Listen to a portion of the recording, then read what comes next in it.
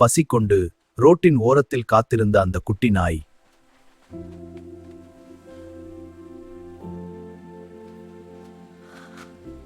சிலர் உதாசீனம், சிலர் திட்டியும் அனுப்பினர்.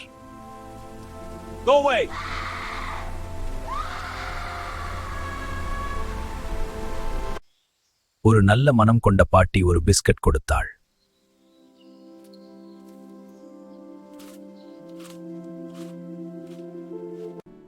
ஆனால் அம்மாவின் அன்பு இல்லாத இரவு நிகவு.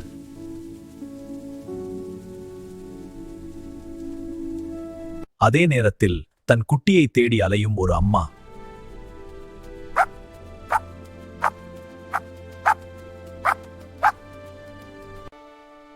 கடைசியில் அம்மா மற்றும் குட்டி மீண்டும் சேர்ந்தார்கள்.